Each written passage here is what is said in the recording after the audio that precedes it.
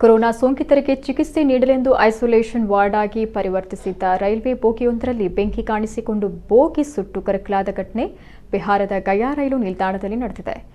ಗಯಾ ರೈಲು ನಿಲ್ದಾಣದಲ್ಲಿ ನಿಲ್ಲಿಸಲಾಗಿದ್ದ ಈ ರೈಲು ಬೋಗಿಯಲ್ಲಿ ಬೆಂಕಿ ಹೊತ್ತಿಕೊಂಡು ಹೊಗೆ ಆವರಿಸಿಕೊಂಡಿದ್ದನ್ನು ವ್ಯಕ್ತಿಯೊಬ್ಬರು ಗಮನಿಸಿ ರೈಲ್ವೆ ಅಧಿಕಾರಿಗಳಿಗೆ ಮಾಹಿತಿಯನ್ನು ನೀಡಿದ್ದಾರೆ.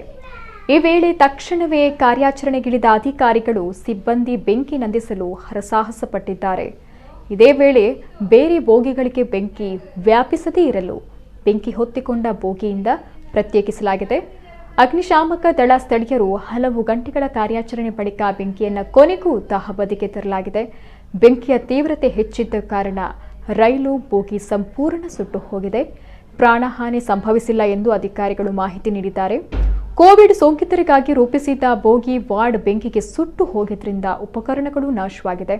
ಬೋಗಿಗೆ ಬೆಂಕಿ ಹೇಗೆ ಹೊತ್ತಿಕೊಂಡಿತ್ತು ಎಂಬ ಮಾಹಿತಿ ಲಭ್ಯವಾಗಿಲ್ಲ. ಯಾರೋ ಕಿಡಿಗೇಡಿಗಳು ಈ ಕೃತ್ಯವನ್ನ ಮಾಡಿರಬಹುದು ಅಂತ ಅಧಿಕಾರಿಗಳು ಶಂಕಿಸಿದ್ದಾರೆ.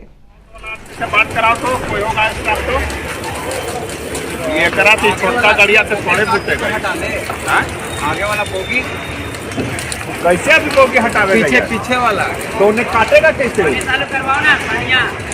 आ गया वो दमकल आ गया है।